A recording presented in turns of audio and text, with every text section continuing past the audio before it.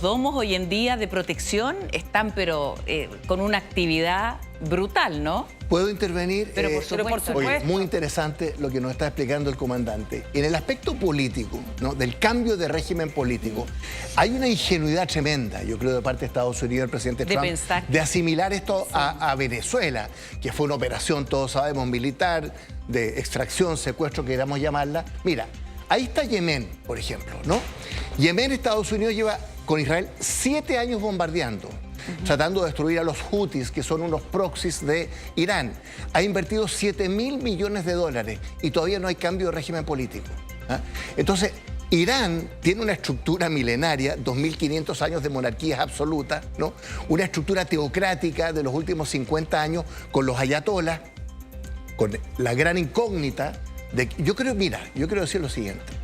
Yo creo que el gran error que ha cometido Estados Unidos e Israel en esta guerra, en lo que va de esta guerra, de este ataque militar, es el asesinato del ayatollah Jamenei. Para entender bien esta figura, es como un... Bueno, es figura religiosa y política, es como un papa, ¿no es cierto?, para entender y que la gente en la casa se haga una idea de qué representa. Pero mira, para explicarlo muy sencillamente, es un régimen teocrático, ¿no? El gobierno de Dios. Concentra todo el poder. Eso es la teocracia. Es un semidios. Es un semidios. Los ayatolás, primero Khomeini, la revolución del año 79, él gobierna hasta el 88, 89 en que muere. Todo el periodo fue la guerra con Irak, ¿no?, de Irán, que fue devastadora, pero Irán sobrevivió. Y a la muerte de Khomeini, los clérigos, el Consejo de Clérigos, que ahora está reunido deliberando, elige al ayatollah Jamenei, que lleva 37 años en el poder, ¿no?, y que ha sido un régimen altamente represivo, autoritario, contra su propio pueblo. Ahora en enero fueron asesinadas cerca de 10.000 personas en Irán. Brutales. Irán reconoce 3.000. Pero las agencias hablan de 10.000. O sea, un régimen altamente represivo. Hay un sector de Irán, ¿no es cierto?, que está relativamente contento. Pero Irán es un país chiita, ¿no?, la rama chiita del mundo islámico. Ustedes han visto las demostraciones en India, en Pakistán, en el mundo árabe. O sea, la sensibilidad que tiene un líder religioso es el Papa de los católicos. Es como si de repente se asesinara al Papa en el Vaticano con la Basílica de San Pedro, que es el compound de las 9:30 de la mañana del día sábado, donde la inteligencia israelí dijo: están reunidos el ayatollah con los altos mandos militares. Por eso atacaron de día, algo muy extraño, porque generalmente los ataques son de noche, ¿no? Bueno, entonces, el tema del cambio de régimen político es una apuesta muy compleja, ¿no? ¿Quién asume el poder? Irán nunca ha tenido una experiencia democrática. Mira, termino con los... Esta conversación, como se dio en Venezuela, ¿no es cierto?, con los hermanos, ¿eso es imposible desde tu punto de vista, Karen, que se dé en ¿qué tienen en común Venezuela e Irán? El petróleo, ¿no? Esta historia partió el año 51 con Mossadegh, el primer ministro democráticamente electo en Irán, que nacionaliza el petróleo en 52. Y ahí Estados Unidos en 53 lleva a cabo un golpe de Estado, plena Guerra Fría, apoyado por Gran Bretaña. Deponen a Mossadegh, un primer ministro democráticamente electo, que nacionaliza el petróleo, y ponen al Shah Reza Pahlavi, ¿no?, que dura hasta el año 79. ¿Qué característica tuvo ese régimen? Modernizador, occidentalizador, secularizador. Y eso crea una reacción desde abajo del pueblo iraní chiita, ¿no?, de una reacción religiosa antioccidental, y viene la revolución del 79. Han pasado ya cerca de 50 años. Entonces, esto del cambio de régimen político, la asimilación con Venezuela, que es una realidad completamente distinta, salvo por el tema del petróleo, ¿no?, es una apuesta muy arriesgada. Y en términos... Y algo que es muy importante, porque efectivamente vimos que el presidente Trump declara este cambio de régimen e incita a la población iraní a tomar esta oportunidad. Sí. ¿Pero por qué incita? Porque efectivamente Estados Unidos ya ha tenido experiencia sobre esto. Vietnam. Hace poco, tenemos que recordar el año 2022, cómo se retira, y es el propio presidente Trump que retira las tropas de Afganistán. Por lo tanto, él sabe y él ha prometido al pueblo americano que no va a haber botas on the ground. Que ese es el gran problema. Entonces, yo leía en un artículo de Estados Unidos a un analista americano que decía: miren, es muy simple, efectivamente Estados Unidos tiene el poder aéreo, tiene el dominio naval, Pero la democracia no se construye desde el aire ni desde el mar, se construye en la tierra. Y ese es el gran desafío que queda, porque como lo decía don Ignacio acá, construir democracia hay que verlo en un contexto sociocultural, político específico que es propio de Irán. Es distinto ver la democracia en Estados Unidos, en Latinoamérica, que en Medio Oriente. Y en Afganistán, sobre todo, volvió el régimen talibán. Entonces, en definitiva, no se logró ese objetivo que es democratizador o que el pueblo tome el poder. En ese contexto, comandante, usted hablaba de las diferencias en términos armamentísticos. Por lo tanto, claro, uno compara al número uno, que es Estados Unidos, y también el potencial que tiene en ese contexto Israel. Pero entiendo que Irán también tiene un gran poder, o quizás sus armas son más bien antiguas, de la era soviética, como para poder reaccionar a este conflicto bélico. ¿Por qué le hago la pregunta? Porque cuando estamos hablando de un régimen teocrático, donde aquí se está matando al líder de un clérigo chiita, la reacción, ya que se sabe que ellos financian el terrorismo a través de Hamas, Hezbollah, los hutíes, yo digo, ¿cómo van a reaccionar, por ejemplo, con lobos solitarios? Si no tienes las armas en una guerra, ¿cómo podría reaccionar el pueblo o los fanáticos de esto? Es con, por ejemplo, lobos solitarios en Europa, aunque Europa está en contra de esto. Podríamos ver un atentado importante en Estados Unidos, lo que más me pregunto, porque realmente en términos, como dice usted, no está a la par. Es bastante precario. Yo pensé que no lo era. Precario entonces el poder armamentístico que tiene Irán. Sí, yo le quiero pedir a la dirección, por favor, si me puede colocar el mapa.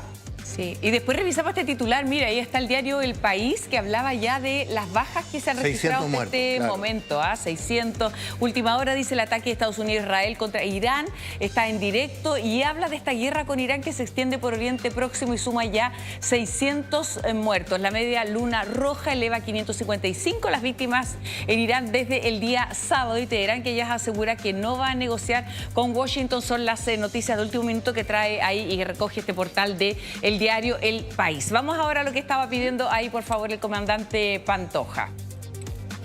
El mapa, ¿no es cierto? Sí, así es. Mientras tanto, te puedo brindar el dato que, según Irán, dentro de ese grupo lamentable de fallecidos, de más de 600, estaría los de la escuela de una niñita, y que habrían fallecido 153. Ahí le dejo plantear una pregunta también ahí a Ignacio para más adelante, que tiene que ver con que uno puede estar en contra de todo lo que ocurre en Irán, que es terrible, todo lo que se ha vivido, ¿no es cierto? Pero también estos ataques a colegios, a escuelas de niñas. Y desde anoche, en la parte de la guerra, anoche en Líbano. Vamos a hablar de eso. Vamos a hablar de eso, ¿no es cierto? Comandante, ahí está el mapa. Oiga, me detengo un segundito. Este es el estrecho Hormuz, ¿no? Sí. Ahí está. Exactamente, sí, así es. Que efectivamente es bastante estrecho. Oiga, y por ahí se habla de que los países más perjudicados serían India, China, ¿no es cierto? Lo que habla también de una estrategia de Trump bien Contra hábil, ¿no? China, digamos. Así es. Sí. Ahora, ¿qué importante saber? Lo que hace Estados Unidos es tratar de abordar esta operación junto con Israel para, justamente como lo dijo don Ignacio, para destruir o degradar las últimas vestigios que hay de la capacidad nuclear, del programa nuclear. Por otro lado, también se estaba negociando el tratado de misiles balísticos. Sí. Por lo tanto, lo primero que hace esta ola es justamente destruir, tiene que degradar esta capacidad que es muy importante de Irán.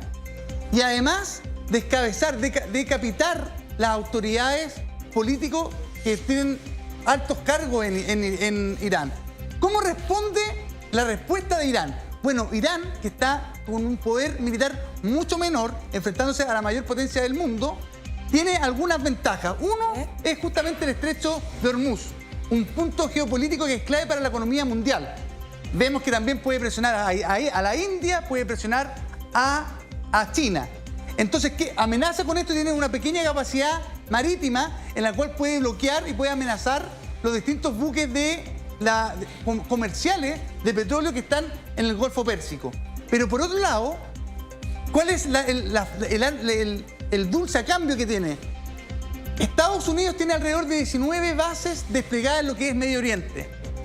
Y entonces lo que tiene, y lo ha dicho muy bien el ministro de Asuntos Exteriores de Irán, que ellos nos están atacando a los países que son del Golfo Pérsico, sino que están atacando a las bases estadounidenses. Y eso es un objetivo militar y es legítimo. Y como está respondiendo Irán, conforme al derecho internacional, es a legítima defensa. Entonces trata de aclarar esto a sus países para que no vayan en contra de Irán, pero por otra parte también esta estrategia lo que hace es tratar de influir en la población de estos países del Golfo Pérsico, en Arabia Saudita, Emiratos Árabes, Qatar, Bahrein, Kuwait. ¿Para qué? Para que ellos intercedan ante Estados Unidos, ante este daño, hasta este peligro, para que se detenga esta invasión americana y estadounidense. Y por otro lado, la otra estrategia que tenía y que permitió que hasta el día de hoy estuviera este régimen en pie es que está ocupando lo que don Ignacio dijo muy bien, las guerras proxies o guerras subsidiarias. Y específicamente con dos grupos que hemos escuchado, que es Hezbollah en el Líbano, que por una parte es un partido político y un grupo paramilitar, sí. Y además Hamas. Entonces lo que está haciendo, esa era la forma de contener la amenaza de Occidente, de Estados Unidos y de Israel, era con estas dos ataques o elementos que mantenían una distancia. No obstante a ello, producto de la guerra de Hamas y producto de la guerra con Hezbollah, esto se ha debilitado y se abrió una ventana para Israel de convencer a su aliado estratégico que es Estados Unidos y aprovechar esta oportunidad. Como lo dijo muy bien don Ignacio, a Donald Trump. A Donald Trump. Ha sido su gran aliado para Benjamin Netanyahu. Ahora, con otro en el poder esto no se da. Pero tenemos que saber también que en Estados Unidos hay una población importante, la comunidad judía es importante y grande, sí. Tiene una gran influencia en el poder político en Estados Unidos. Y qué importante saber que, conforme a los antecedentes que hemos analizado en la Academia de Guerra, con los alumnos y en las clases, está pronosticado justamente concentrar una mayor fuerza y hacer este ataque posterior. No obstante a ello, Israel, que tiene el estado del arte más avanzado en cuanto a inteligencia, informó a Estados Unidos el día sábado de que se había avistado al ayatollah con las máximas autoridades que habían vuelto a este compound, a esta residencia. Por lo tanto, se abría una ventana de oportunidad única. Claro. Por lo tanto, decidieron tomar esta oportunidad, como lo decía efectivamente un general en retiro norteamericano. La guerra es un testeo de la voluntad política. Y Israel, especialmente Netanyahu, ha demostrado en los últimos 5 años tener esa voluntad política para aprovechar las oportunidades para asegurar los intereses de su país, de Israel. Ahora, de las 19 bases militares en el Medio Oriente, como decía el comandante Pantoja, 6 ya han recibido daños. ¿Y muy severos? De misiles o drones. Irán ha disparado, según el New York Times hoy día en la mañana, 400 misiles, 800 drones, porque su defensa antiaérea está destruida, semidestruida. Entonces el objetivo fueron los lanzadores de misiles, ¿no? Pero aún así, Irán ha disparado contra 6 o 7 países, claro. Objetivos militares. Hasta objetivos hoteles. Militares. ¿Ah? Hasta hoteles, bueno, un drone. Ahora, ¿cuál es la gran contradicción de esto? El presidente Trump es elegido por diversas razones en enero del año pasado, pero una de ellas es retirar a Estados Unidos de las guerras. Esa fue una promesa de la política internacional del presidente Trump. ¿Por qué? Por la experiencia traumática, ¿no es cierto?, de Irak y de Afganistán. Bueno, Estados Unidos en este primer año de la segunda administración de Trump ha hecho 6 ataques militares. 2 a Irán, porque no se nos olvide que en junio una guerra de 12 días, el ataque de Israel, ¿no es cierto?, a Irán, que fue muy efectivo, y el bombardeo, los B-2, ¿no es cierto?, de Estados Unidos a la capacidad nuclear. Entonces, en Estados Unidos, hoy día en el Congreso, en el mundo político, se discute este gran contrasentido de un presidente que fue elegido para retirar a Estados Unidos de las guerras, producto de la experiencia de Irak y de Afganistán, y que ya en su primer año lleva 6 acciones militares. Operación militar que él dirigió esta vez desde su resort de golf en Mar-a-Lago, en Florida. No quiero decirlo. No desde la Casa Blanca. Que dijo que ya que no ganó el Nobel de la Paz, ahora tenía licencia para llevar adelante este tipo de campañas. Bueno, y ya lo mencionaba recién Ignacio, el comandante, bueno, y la Mariane también, de esto que se está dando principalmente en términos de guerra en el aire, no con aeronaves. Ha sido bien impresionante el despliegue. Toda la tecnología que estamos viendo es realmente de alto impacto. Diego Muñoz ahondó un poco más en eso. ¿A qué asistimos hoy en día? ¿Cómo es esta guerra que se libra principalmente desde el aire? Vamos a revisar la siguiente nota, mire.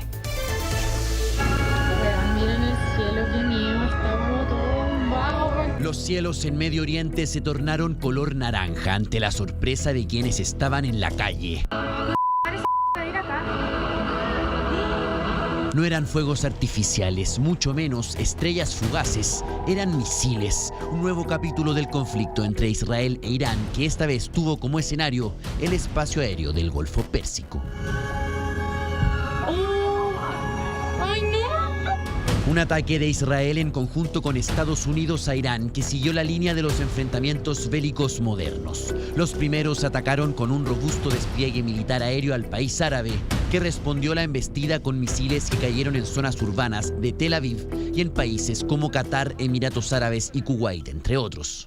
Atacan por aire, normalmente con aeronaves de combate, aviones F-18, F-16, F-35, que tienen la capacidad de combatir en el aire, pero también de poder afectar blancos en superficie, ya sea en mar, en tierra. Fueron 200 potentes aviones los que desplegaron los dos países occidentales en Irán. Una flota compuesta no solo por aeronaves, sino que también por puntos de apoyo logístico, como portaaviones y bases militares, que permiten potenciar el trabajo de los diferentes cazas en terreno. Entonces, por ejemplo, Estados Unidos tiene dos grupos de ataque portaaviones, uno en el Mediterráneo y otro en el mar Arábigo, eso en el dominio marítimo. En el dominio espacial tienen toda una red de satélites de inteligencia, comunicación, etcétera, que también están trabajando en esta operación.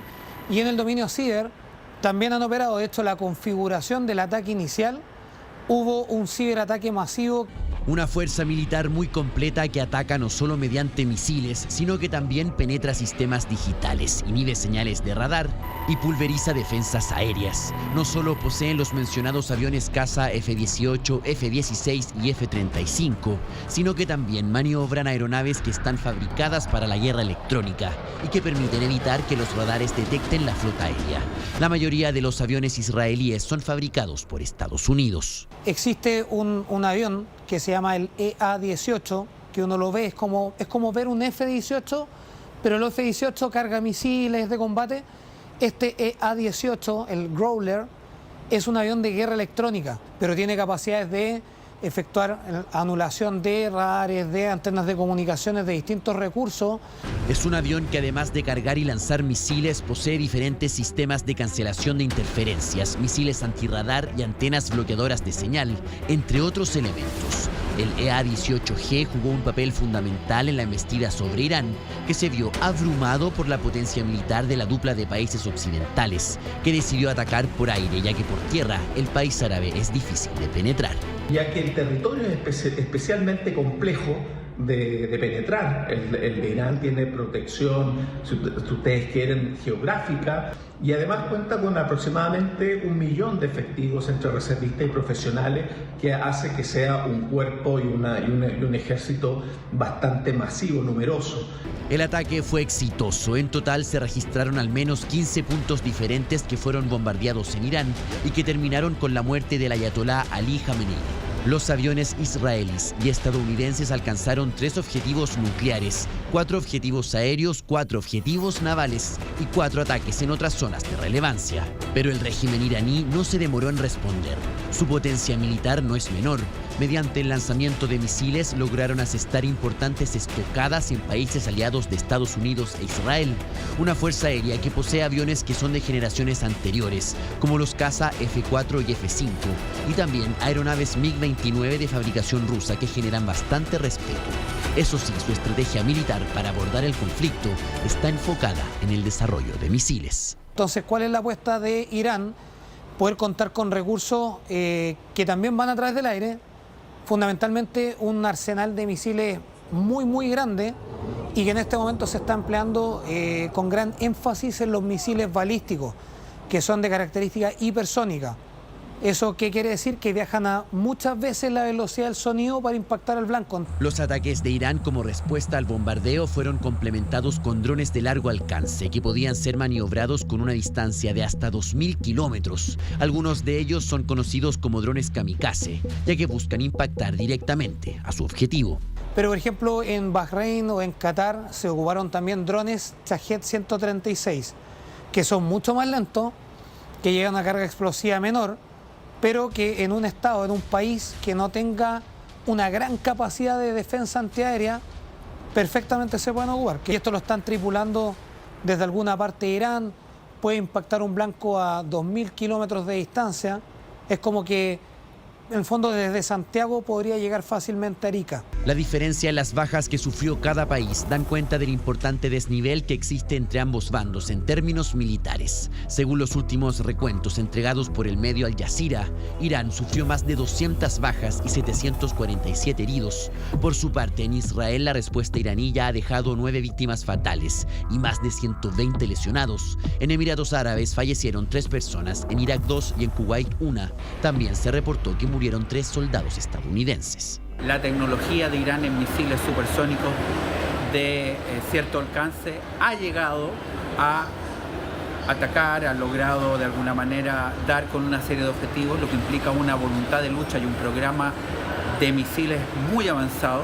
Pero Estados Unidos todavía tiene un importante as bajo la manga, el avión bombardero más potente del mundo, el conocido B-2 Spirit, que el país norteamericano ya usó en contra de Irán en junio del año pasado. Por ahora no ha sido utilizado en esta última arremetida, pero no se descarta que sea usado si es que se extiende el conflicto, ya que permite usar bombas más potentes que pueden alcanzar objetivos subterráneos. Que reaparezca el bombardero B-2 para poder afectar a algunos blancos.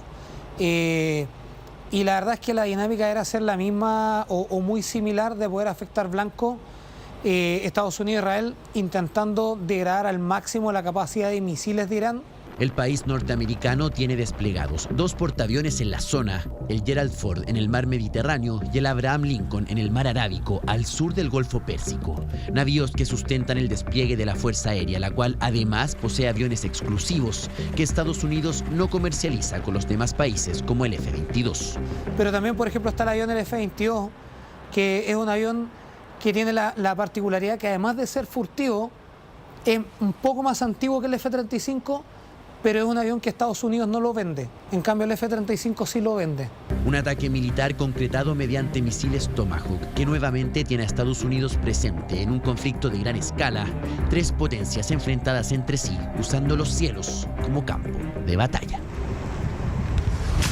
Y este reportaje de Diego Muñoz con un conflicto que se da prácticamente o principalmente en el aire. Bueno, hay preocupación por toda la población que se encuentra en el lugar, pero también hay chilenos. Estamos en contacto con Betsabe Araya, ella vive hace 7 años en Dubái, la tenemos a través del Zoom. Betsabe, ¿cómo estás? Cuéntanos qué ha pasado en los últimos momentos. Mira, hay imágenes de, ya lo decía la gringa, el Burj Khalifa, ¿no es cierto? Un edificio muy conocido, foco además turístico muy importante, esta isla famosa de las palmeras. O sea, ha habido situaciones bien complejas. Cuéntanos en detalle lo que ha ocurrido, Betsabe. Un gusto saludarte y un abrazo grande. Hola, buenos días, gusto en saludarlos también. Mira, te cuento, esto comenzó, este es nuestro 3er día de conflicto, acá son las 4:12 de la tarde y parte en la mañana de hace 2 días con las noticias propias de que se está atacando en el fondo esta base militar que está en Abu Dhabi, que es la capital de Emiratos Árabes y que está colindante a Dubái, que es donde yo me encuentro. Y ocurre que a la hora de que eso pasa, más o menos, recibimos un correo por parte de la Embajada de Chile en Emiratos Árabes, un correo bastante extenso con información respecto de la situación. Y lo que más nos alarma, y te hablo a título personal, es que efectivamente traía un adjunto este correo, que era una especie de emergencia de instrucciones y recomendaciones en caso de guerra. ¿Ya? Y eso ya nos pone, pasan un par de horas de eso y empiezan las interceptaciones. Una de las cosas que me gustaría clarificar, porque hemos visto muchas noticias falsas, nosotros como residentes, y también nos preocupa por nuestras familias que están en Chile, que reciben esta información y se asustan, es que Dubái no es el objetivo de Irán en este minuto, en el fondo, es esta base militar que se encuentra en Abu Dhabi. Y el problema está en que Dubái está a medio camino, por decirlo de alguna forma, desde donde se lanzan estos misiles y estos drones y este objetivo final. Entonces lo que ocurre es que estas interceptaciones están ocurriendo, como yo digo, sobre nuestras cabezas en el fondo. Yo ayer pude grabar y fotografiar unas que ocurrieron desde mi ventana, en el fondo. Yo las veía desde mi ventana. Y el problema de aquello es que el ruido que generan es como si fuera de una bomba, pero no lo es, ¿ya? Y hasta hace unas pocas horas atrás, yo te diría 1 hora y media atrás, la instrucción del gobierno frente a esto era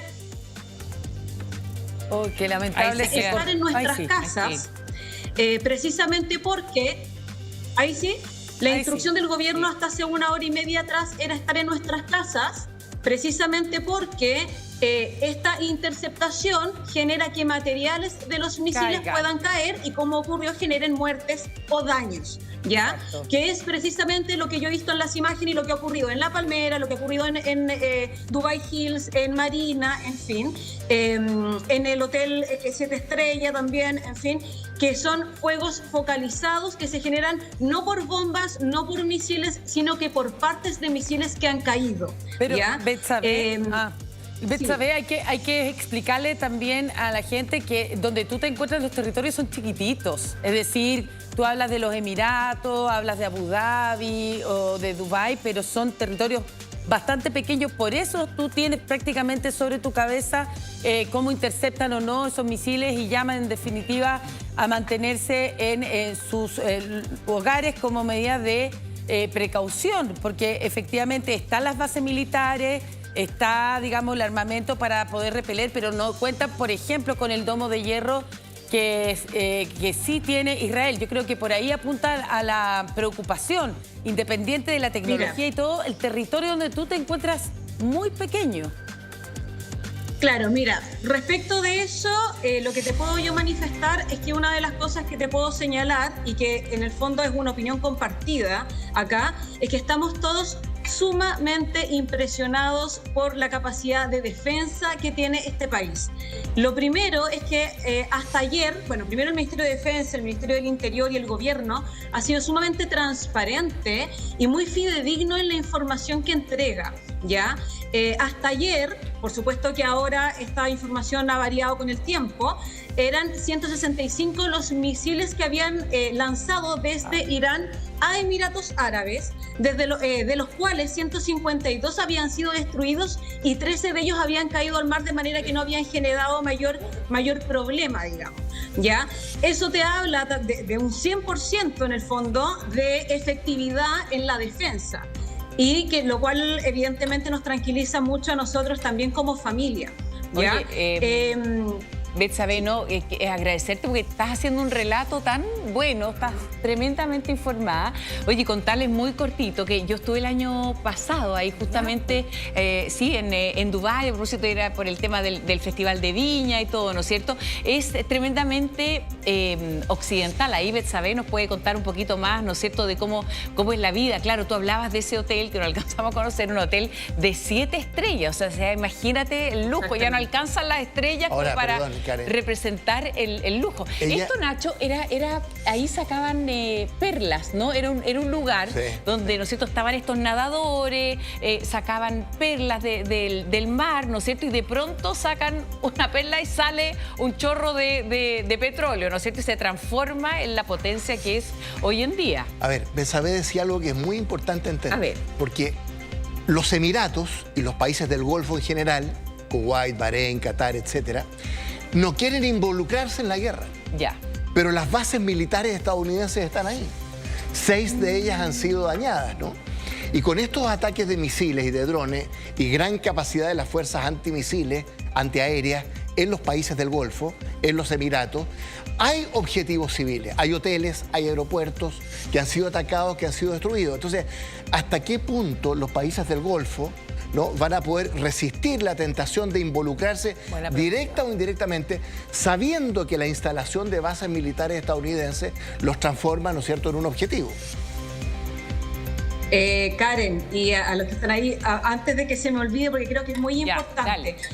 Precisamente antes de este contacto, me parece a mí que es importante señalarlo, pero también como un efecto un poco tranquilizador.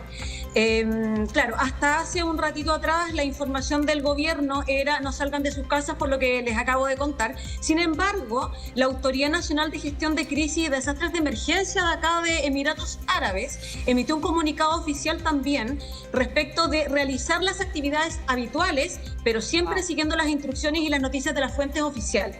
Eso para mí, desde una lectura de una persona que evidentemente es una residente, no es local, en fin, pero que también da cuenta de una cierta variación, un cierto matiz en la instrucción a la ciudadanía, creo que es también algo que hay que destacar.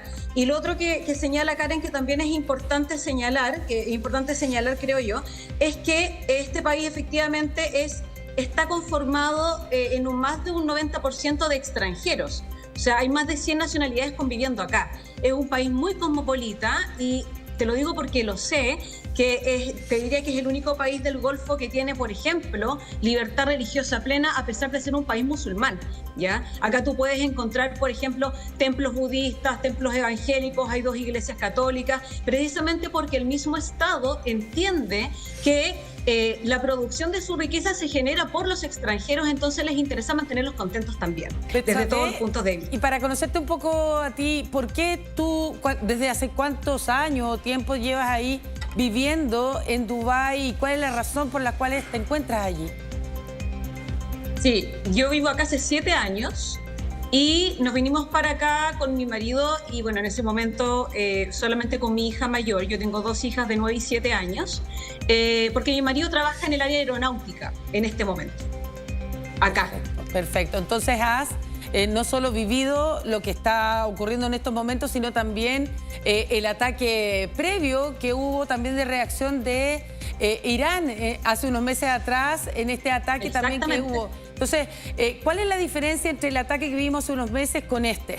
¿Ya esto es más serio? Bueno, ¿va a ser mucho más extendido? Sí, mira, eso se enlaza con algo que conversé con una persona hoy día en la mañana. Yo estoy hace 7 años viviendo en este país, en esta ciudad, y hablé con una persona que está hace 25 años acá y la experiencia es exactamente la misma a la mía. Nunca había ocurrido algo similar. Y eso efectivamente podría ser algo un poco no tranquilizador, pero sí es tranquilizador la forma en cómo lo ha abordado este Estado y este gobierno. Bueno, efectivamente este es un país que se caracteriza por ser muy pacífico, muy amigable. Acá no hay ningún tipo de problema en general, o sea, es un país que es 0% delincuencia y está completamente alejado de los conflictos bélicos, a diferencia de los países vecinos que son bastante belicosos. Entonces, en relación a lo que me preguntas tú de este conflicto que hubo a mitad de año del año pasado, primero lo vivimos de manera bastante distinta porque era en otro país, fue en Qatar, en Doha, que ahí se atacó en el fondo la base militar norteamericana que estaba en Doha, pero jamás pensamos que iba a haber un ataque en Abu Dhabi, en ese minuto, y ya estábamos nerviosos en ese momento. Y ahora, claro, efectivamente partimos con los ataques directamente a la base de Abu Dhabi, pero yo te diría que lo que más digamos, más terrible o más difícil de abordar acá dice relación con que cuando existen estas interceptaciones el ruido que se genera es muy estruendoso. Entonces eso por supuesto que quita la paz de cualquier familia, ¿ya? Yo particularmente, y lo he comentado con varios de mis vecinos y mis amigos acá y también con mi familia, bueno, he tenido que aplicar algunas técnicas que las madres me podrán entender, que uno quiere proteger la salud mental de los suyos siempre. Música durante el día, ruido blanco en la noche para poder aislar los ruidos en el fondo. Y bueno, efectivamente donde yo habito, que es un poquito más al sur del borde costero, que es donde están realizándose las interceptaciones a full desde hace 2 días atrás, 3 días atrás, es mucho más tenue. Por ejemplo, la última noche, anoche, fue una noche bastante tranquila en relación con la anterior, que fue bien estruendosa. Oye, y aquí... Sí, Betsabe, preguntarle también al comandante cómo funciona eso, a Ignacio también que está aquí con nosotros, porque estos domos, ¿no es cierto? No es que exista como una especie de película ahí que cubre, sino que se ataca lo que intenta ingresar, ¿no es cierto?, al territorio donde está principalmente la población civil, ¿no? Y por eso Betsabe hablaba efectivamente de este sonido, de estos estruendos y de cómo ella intenta proteger a su familia frente a lo que se está viviendo, ¿no? Bueno, efectivamente, Karen, como tú dices, acá lo que hace una fuerza militar, como Estados Unidos, como Israel, que tiene estas capacidades para destruir estos misiles y proteger a su población, es analizar geográficamente dónde están los puntos más vulnerables de la población. Ya. Dicho eso, hay que pensar que el costo económico de estos sistemas de armas son altísimos. Tanto adquirirlo como cada misil. Cada proyectil de esto que se lanza para frenar el ingreso de otro es altísimo. Sobre $1 millón, un misil. Uno.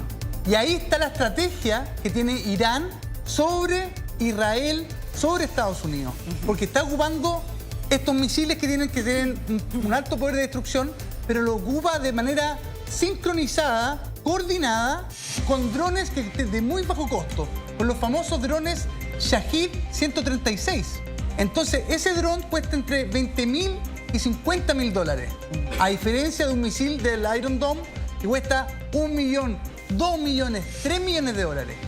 Si nos remontamos lo que vimos nosotros hace 8 meses atrás, Israel estaba, incluso después de 12 días, estaba preocupado desde el punto de vista logístico, del sostenimiento de las capacidades de este dron.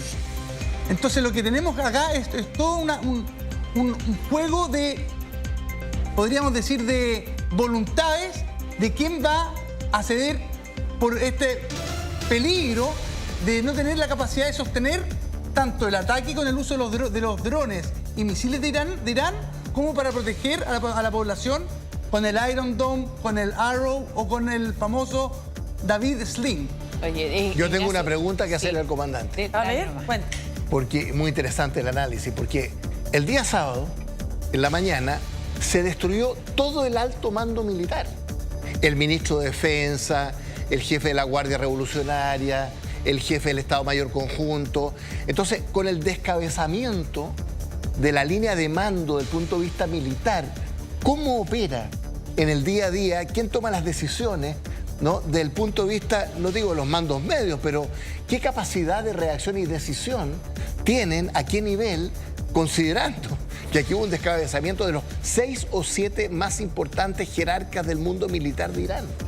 Bueno, eso le agradezco la pregunta, don Ignacio, porque en realidad es muy complejo. Los militares estamos acostumbrados, hay toda una sincronización del Estado Mayor con la fuerza para poder dirigir las órdenes del poder político. No obstante a ello, tuvimos esta decapitación de las más altas autoridades y algo que es muy importante, que lo hablaba el comandante Versalovich el día de ayer acá en estudio, es que justamente lo que hizo Estados Unidos e Israel, y que es muy poco hablado, es el ataque cibernético, el tema de las capacidades de las ciberoperaciones, que son clave, y lo que hicieron fue incluso, son meses de planificación, y de manera sincronizada lo que hicieron fue justamente limitar la capacidad de Internet, la capacidad de mando-control. Entonces lograron tener a las fuerzas de Irán y a su alto mando ciego, sordo y mudo. Para que la gente entienda un poco esto, si hacemos un símil a un partido de fútbol, donde echan al capitán con roja, echan al director técnico con roja y echan al goleador y a los 2 delanteros, ¿qué pasa con ese equipo? La moral se hacia abajo, hay incertidumbre, hay caos. Y eso es lo más complejo que puede pasar en una operación militar. Y es lo que tratamos de entrenar nosotros, es tomar decisiones lo más acertado posible en la incertidumbre, en el caos. Así es, bueno, situaciones que se están viviendo ahora en esa región. Queremos agradecerte, Betsabe, muy cortito preguntarte antes de despedirte y mandarle además un abrazo muy grande a tu familia y agradecerte por este contacto y toda la información que nos entregas.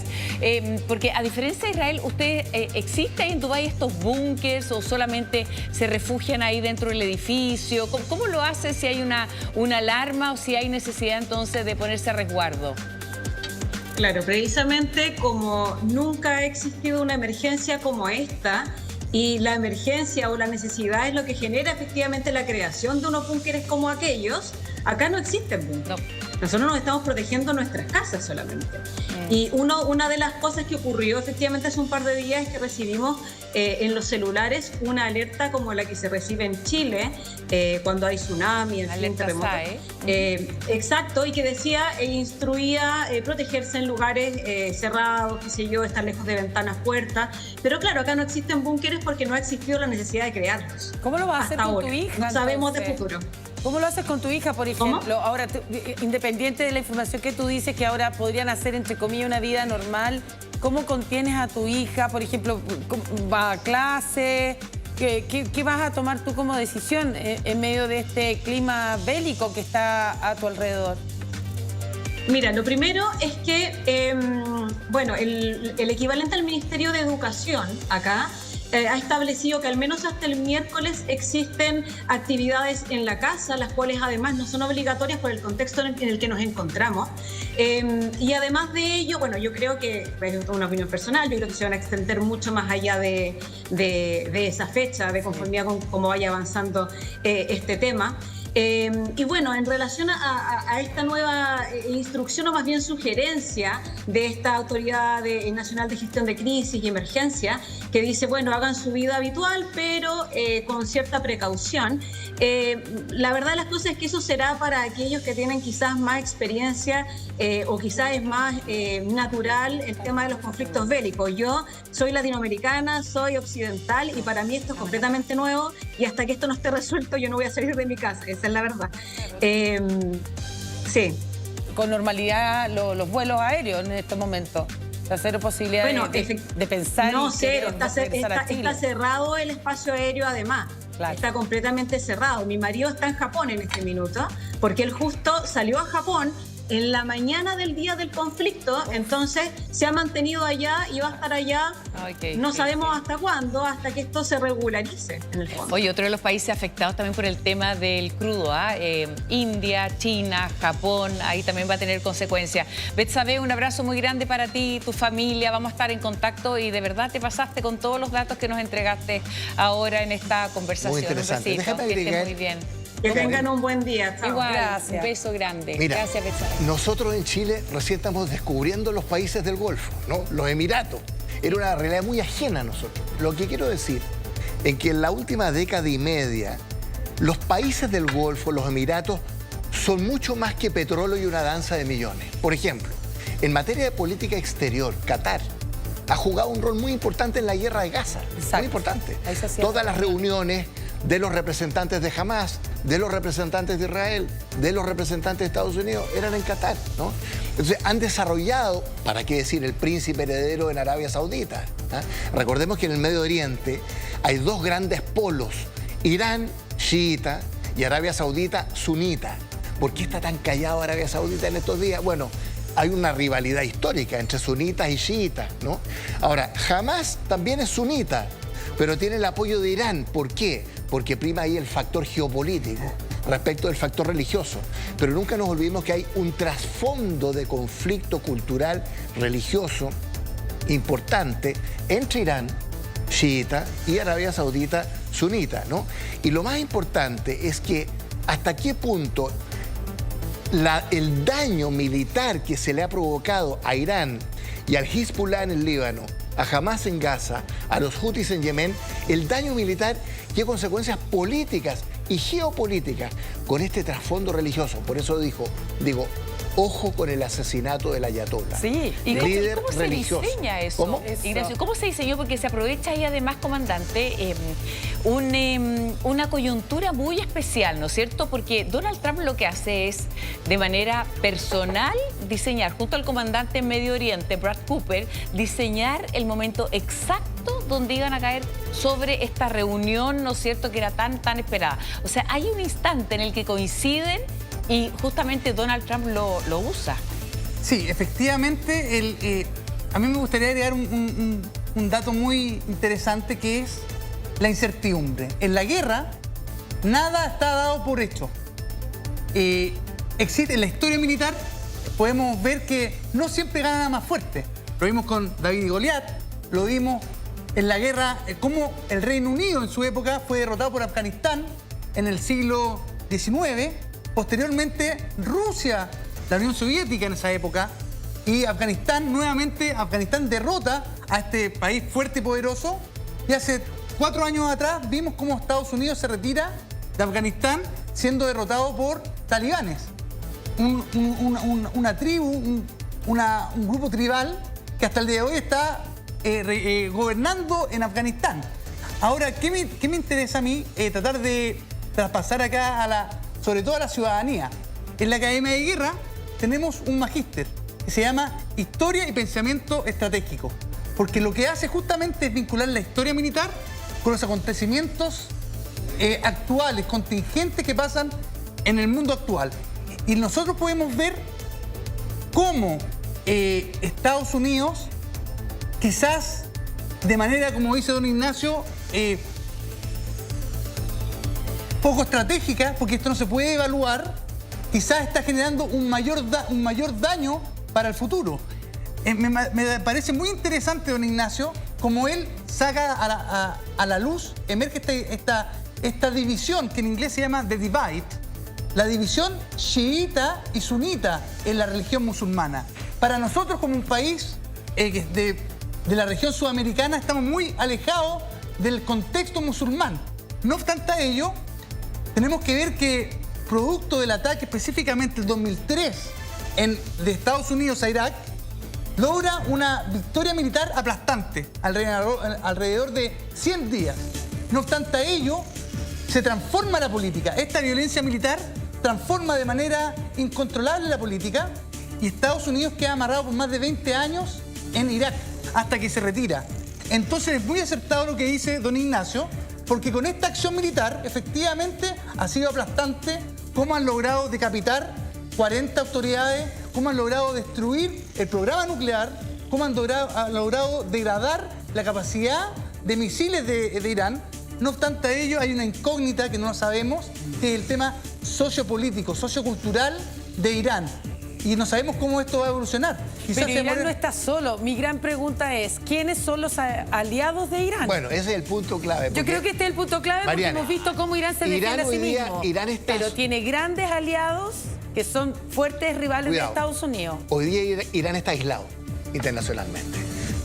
¿Qué pasa con Rusia? Indirecto apoyo.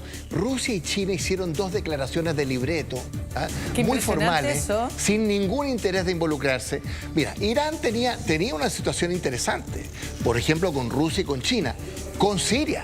Bashar al-Assad, a quien yo llamo el carnicero de Medio Oriente, 500.000 muertos durante 15 años, que fue derrocado por Ahmed al-Shara, que hoy día es el presidente de Siria. Siria era el gran aliado de Irán, ¿no? Eso ya no existe.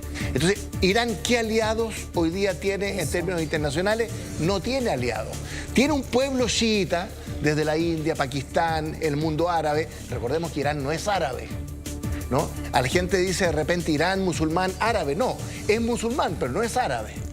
La historia persa, la tradición persa tiene una realidad propia muy interesante, muy bueno. Entonces, ¿cómo hace una potencia intermedia como Irán, al igual que Arabia Saudita, en el Medio Oriente, como un actor global, porque esto se ha internacionalizado, para enfrentar un ataque como esta sin aliados externos, sin aliados internacionales? Entonces, Irán hoy día está muy aislado. Un último punto. Cuando Israel en junio, en la guerra de los 12 días, ataca a Irán, que le causó un daño severo, ¿no?, sobre todo con las defensas antiaéreas, toma una decisión Israel: no atacar, no matar al ayatolá. Esa fue la decisión en junio. Muy inteligente a mi juicio.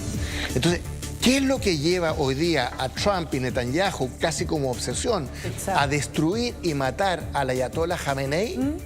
Pretendiendo un ayatolá Jamenei, insisto, que por lo menos desde el punto de vista personal representa todo lo contrario a lo que uno pudiera aspirar, porque ha sido altamente no solo teocrático, represivo, autoritario, bueno. Entonces, hay un tema aquí del corto plazo, el tema militar, pero hay un tema del mediano y largo plazo. ¿Qué va a pasar? ¿Cómo va a reaccionar y el Irán profundo, religioso, respecto del asesinato de su líder espiritual? Oye, yo creo que pensar que esto, no sé, aquí a lo mejor uno se arranca un poquito con los tarros, pero que esto puede durar un par de semanas o a lo más 4 semanas, como ha dicho Trump, es muy difícil. Una ingenuidad. Es que uno piensa, matan a un líder espiritual, o sea, estos pueden reagruparse, ¿cómo lo van a hacer?